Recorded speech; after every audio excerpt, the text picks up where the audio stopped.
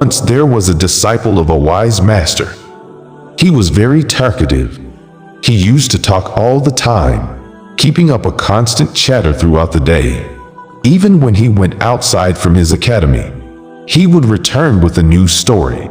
From every house, he would narrate these stories to the other disciples of the academy.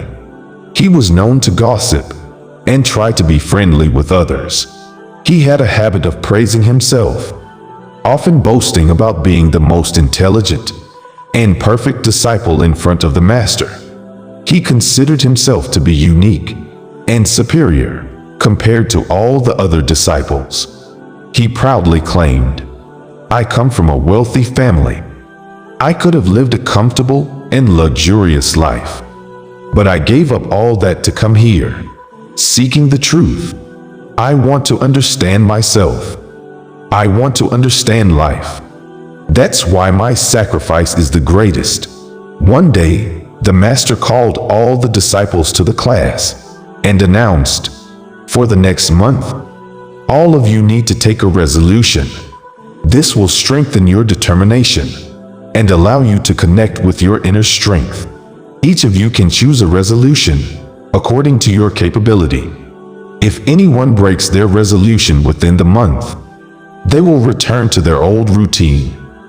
All the disciples set resolutions, big or small, based on their abilities. They informed the master about their chosen resolutions and departed.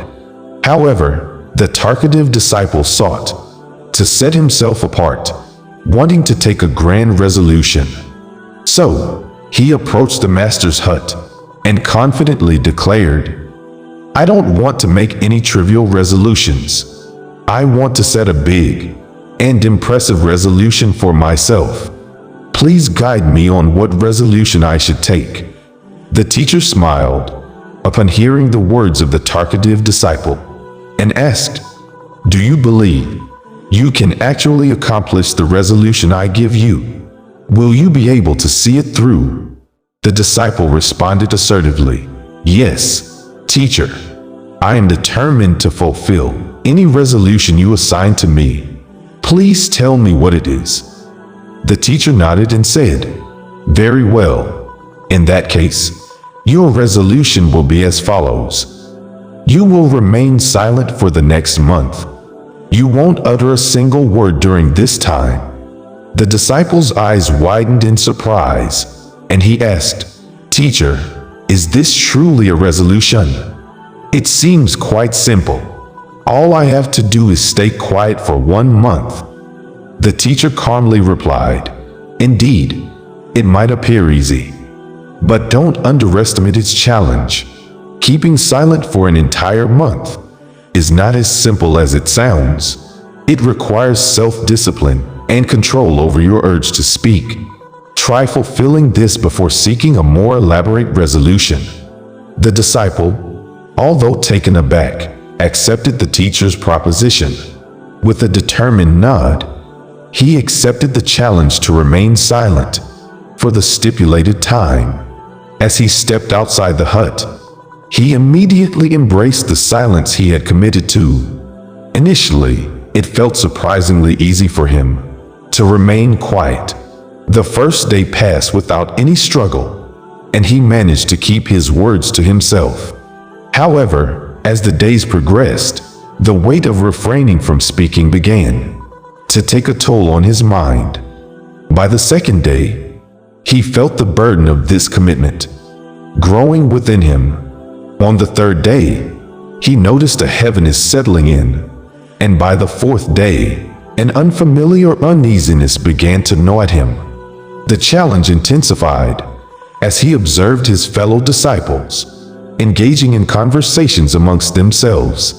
He found himself yearning to express his thoughts, to contribute to the discussions, and to intervene in their talks. Yet, his determination to honor the resolution he had undertaken acted as a barrier. As a result, his days were spent with nothing more than gestures, silent nods, and the occasional exchange of written messages. Gradually, These efforts took a toll on his well-being, and he soon fell. The weight of unexpressed thoughts seemed to press upon his mind, making him feel as if his head would explode. He lost his appetite and found it difficult to consume food or drink. Consumed by the urge to speak, eventually, he could bear it no longer and sought solace with the Master. Through written words, he poured out his feelings. "Master, I'm compelled to speak. I feel as if I'm suffocating, going crazy inside. What can I do? Should I break my resolution?"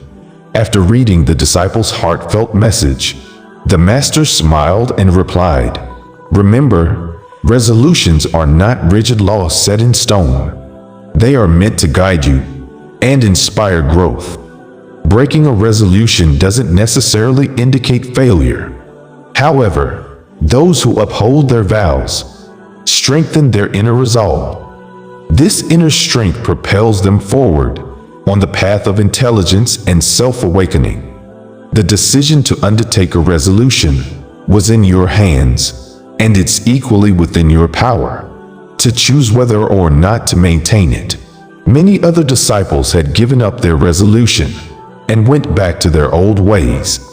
If you are finding it hard to stick to this small resolution, you might think about giving up and going back to your usual habits. But remember, if you can't handle this small challenge today, how will you handle bigger challenges in your life? I have my doubts. Ultimately, the choice is up to you. With that, he walked away without saying anything and locked himself in his hut. He only came out when he had to do something necessary. He spent most of his time inside the cottage. After 15 days, almost all the students' resolutions in the academy were broken. But the talkative disciple was different.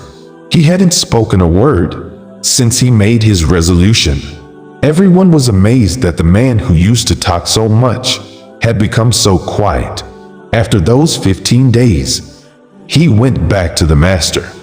He wrote a note to the Master and said, "Master, even though I'm not talking on the outside, my mind is filled with many thoughts. I keep complaining and questioning things inside my head. The quieter I am outside, the noisier it is inside. I'm starting to doubt if my resolution is still working." The Master assured him, "Yes, your resolution is still intact. But as long as you keep hearing other people's voices, your mind will keep chattering. You're used to talking. So even though you're quiet on the outside, you're still talking inside.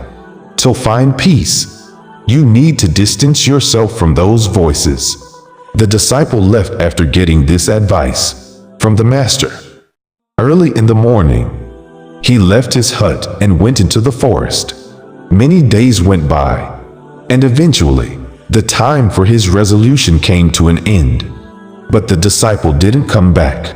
People in the academy started to worry that wild animals might have harmed him. People looked everywhere, but they couldn't find him. The other disciples thought that he must have been attacked by animals. But the Master didn't believe that. One day, another disciple asked the Master, "Master, what happened to the talkative disciple? Did wild animals hurt him?" The Master said, "Maybe animals did find him, but there could be another reason why he hasn't come back. Perhaps he found what he was looking for." The disciple asked, "Is talking too much really a problem?" The Master explained, "Talking too much is one of the troubles in human life. People can hardly stay silent. More than half of our problems come from our words. Most family fights happen because of unnecessary talking. We don't want to stay quiet. We just want to tell others what's on our mind. We want others to see our point of view, even if they're doing the same thing. This just leads to more arguing and talking. We waste so much time in life like this, and we miss out on the special moments. We should learn to stay silent. But if we want to turn inwards and find peace, We need to quiet our mouths. That's why people who want to find inner peace often go away from others and stay in solitude. Most people don't know when they arrive or leave, just like they don't know about their birth or death. The disciple asked, "So what's the solution?" The master replied, "Watch your thoughts with full awareness. That's the way to overcome all mental problems. Stay present and do your work mindfully. It brings positive changes to your life." 3 months passed since the talkative disciple left the academy. There was no news of him. Even the other disciples had lost hope of his return. But one day, he came back to the academy. Everyone was surprised and happy to see him. He was different now, not like when he left. There was a peaceful expression on his face and in his eyes. When he arrived, the disciples gathered around him, talking excitedly. He engaged in conversations with his fellow disciples, but he wasn't as loud as before. His words were gentle and careful. After talking to others, he approached the master. He touched the master's feet and asked, "Master, am I still being silent? Is my resolution still valid?" The master looked into his eyes for a moment and said, "Yes, you are still silent. Not a single word has come out of your mouth, and your resolution is still intact."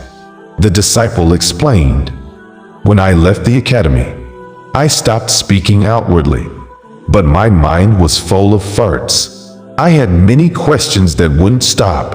I went deep into the woods, hoping to find peace and quiet my mind. However, the more I stayed in solitude, the louder the voices in my head became.